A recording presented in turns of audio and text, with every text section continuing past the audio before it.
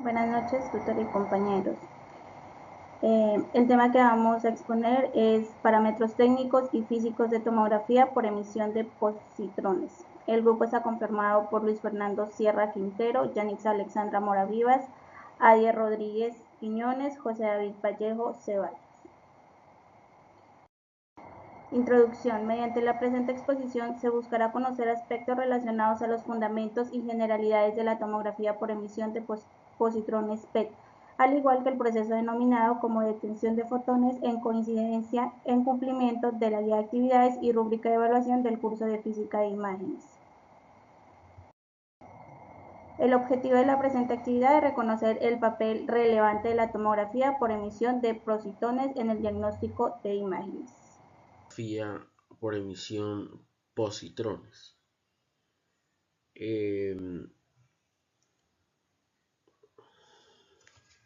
La tomografía por emisión de positrones es una técnica de la medicina nuclear que permite observar procesos metabólicos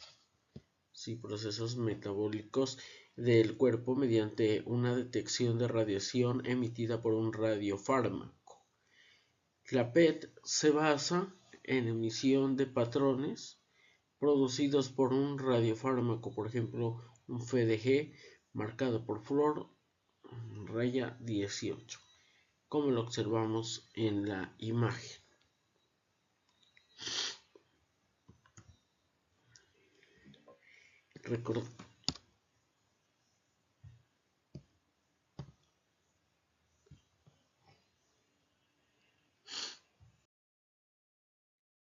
Continuamos. ¿Qué es el radiofármaco?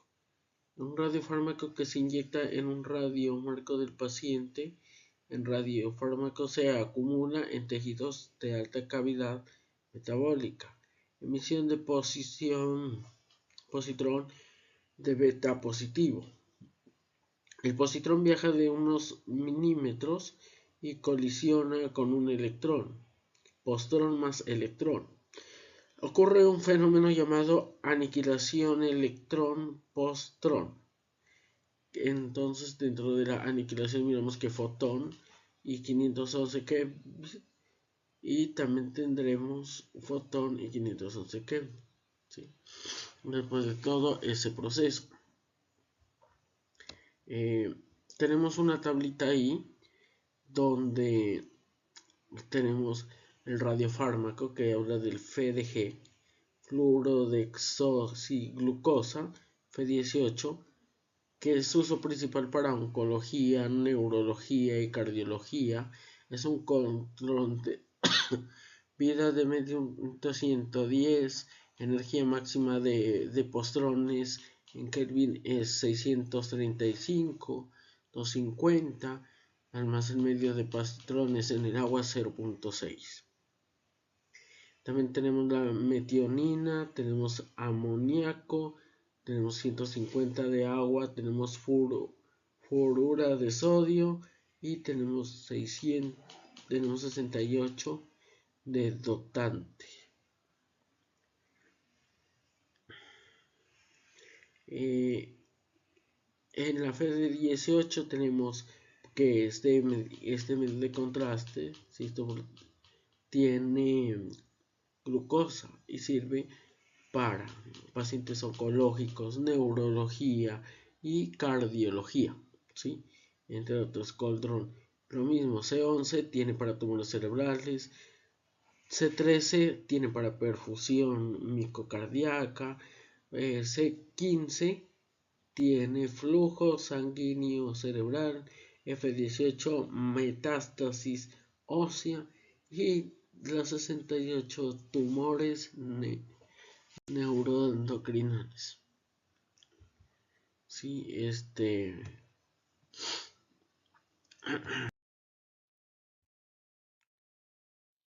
bueno, en esta diapositiva tenemos un cuadro en donde nos habla que el componente del equipo PET, ¿sí? El equipo PET es el que miramos en la imagen, donde está constituido por un anillo, ¿sí? Detector de gantry, colimador, sistema electrónico, y computadora y consola de operador, ¿sí? ¿Qué es el anillo de detector? El anillo detector es la que reconoce que es la que detecta el cuerpo, la masa del paciente en la zona donde se le va a tomar dicho estudio, ¿sí? Ese sería como el detector, ya que está detectando la zona afectada, analizándose con rayos X continuos. Tenemos también el colimador, que es colimar. El colimador es el encargado o sea, proyectamos en una zona y con el colimador cuadramos para que nos quede bien la imagen, lo que va a tomar, y la otra es para percatarse de que en el procedimiento radiológico se está siguiendo unos buenos parámetros, ¿sí? Para que el colimador detecte nomás el lugar donde vamos a hacer el estudio y no se nos expanda radiación, no se expanda ni para un lado, ni para el otro, ni para más allá, solo en ese lugar donde se colimó. Tenemos el sistema electrónico, en el sistema electrónico tenemos aquí convirtiéndolos de destellos de la luz, de los detectores, de centellos, y entre otras cosas, pues la importancia de que nuestro equipo tenga mucha energía, que esté siempre conectado, ¿sí? Para tener un buen lugar donde lo podamos conectar y esté ubicado bien para evitar anomalías. La computadora y la consola es una parte muy fundamental, ya que esto tiene que estar coordinado con el equipo que tenemos en el área de imagenología, ¿sí? Entonces, todo esto es muy importante para poder detectar y tomar un buen estudio, ¿sí? Vamos con detección de fotones en coincidencia. Recordemos que los escáneres SPECT tienen anillos de detectores alrededor del paciente. La aniquilación ocurre cuando se generan dos fotones gamma simultáneos. Pueden ser que viajan en direcciones opuestas, 180 grados, y estos dos detectores opuestos a la vez filtran los fotones al mismo tiempo.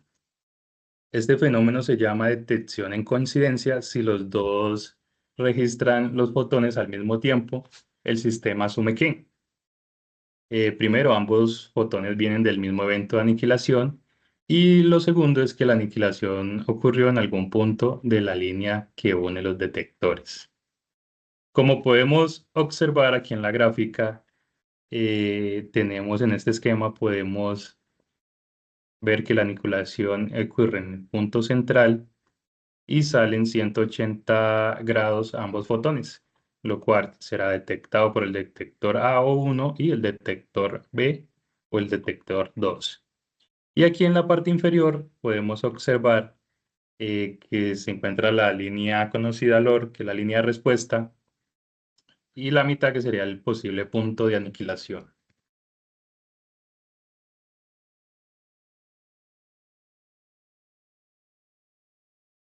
Continuamos con los detectores de centelleo. Recordemos que ellos se encuentran al interior del gantly, los cuales son instrumentos que miden la radiación ionizante, sean rayos X, gamma, alfa o beta. Estos rayos los convierte en energía absorbida en destellos de luz mediante el material centellador. Algunos de los materiales que se utilizan los vamos a ver a continuación.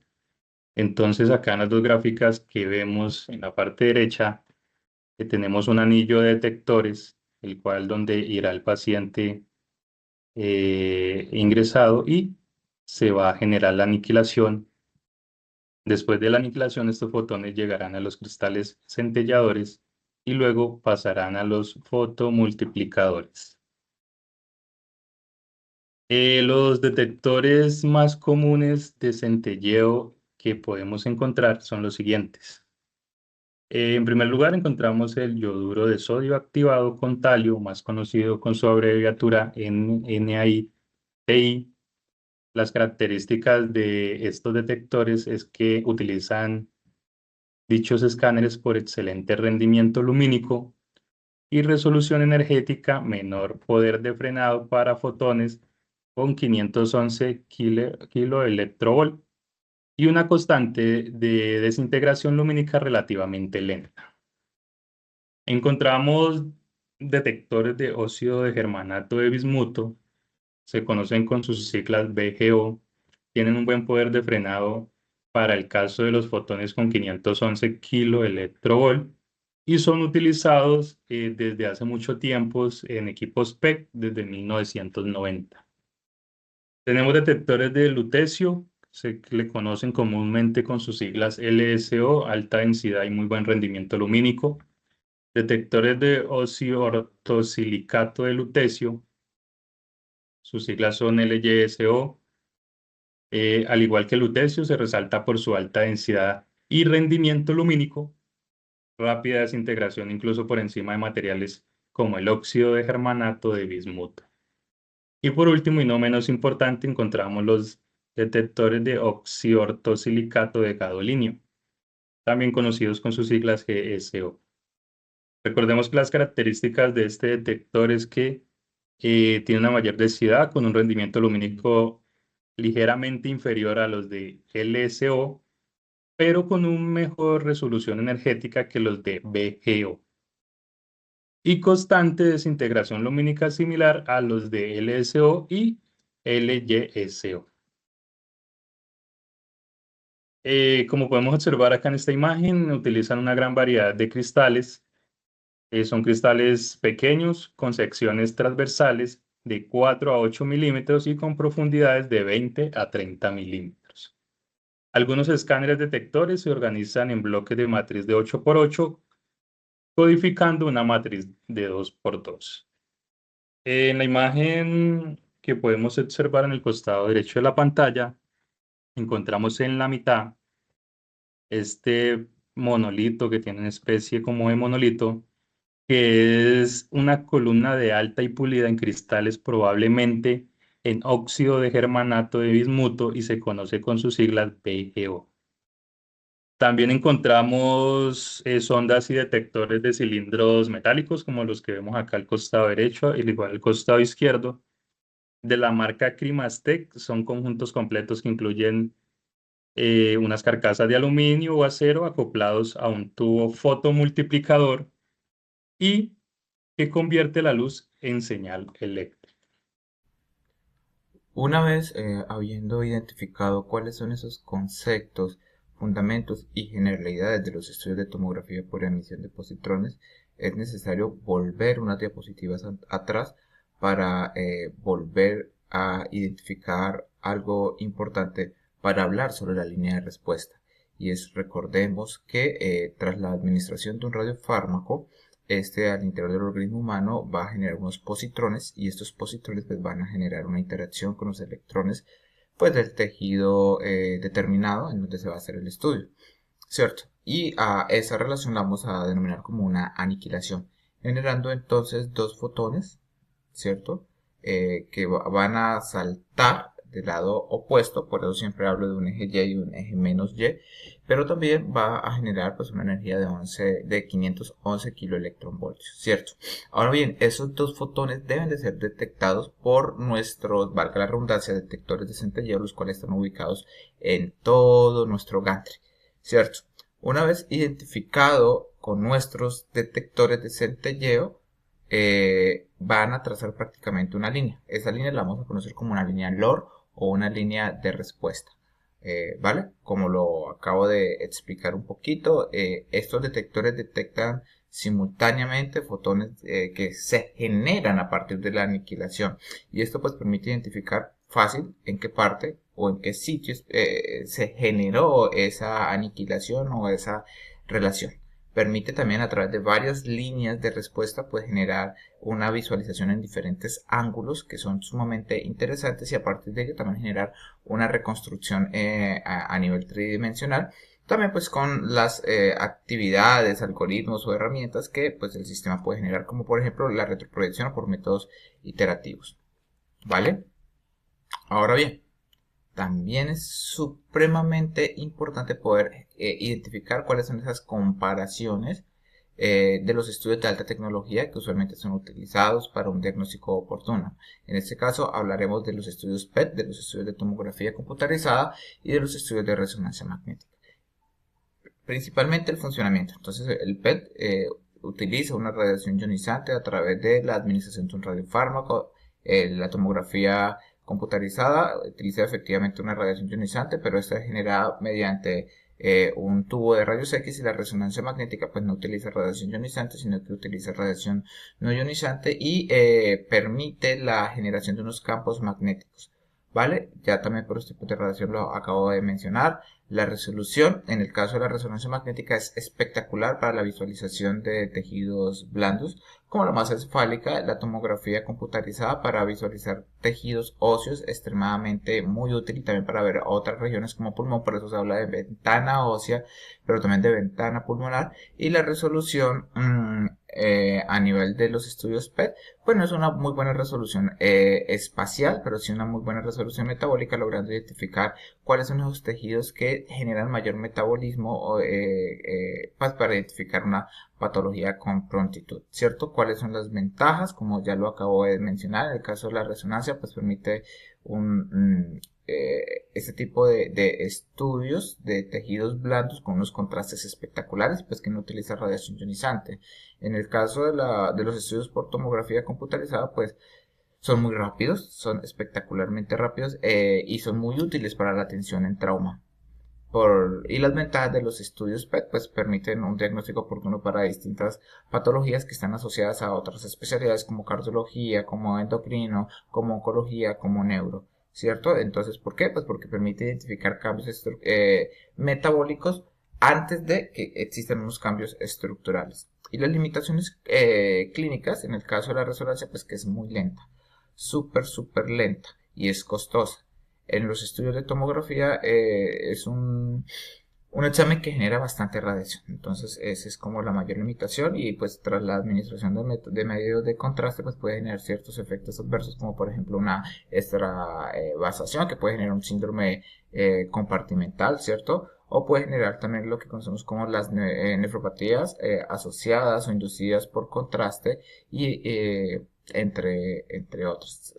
Expresan, digamos, algunos autores que puede generar una alergia, pues diga, por el medio de contraste ayudado. Sin embargo, hasta el momento se puede descartar que una persona sea alérgica al yodo, sino que es alérgica a ciertos excipientes que pueden tener estos elementos. Y la limitación clínica de los estudios PET, pues que es efectivamente costoso, es súper costoso y no está, digamos, distribuida en todas las regiones. Entonces, un habitante que se encuentra ubicado en Caquetá, en Amazonas, en Bichada, en Guainía, solo pues tiene que desplazarse a su centro de salud. Y lo otro, pues que al ser estudios costosos, también la utilización pues de radiofármacos que son generados o que son elaborados mediante radionúcleos, pues tienen una vida corta. No siendo más que decir, muchas gracias por su atención.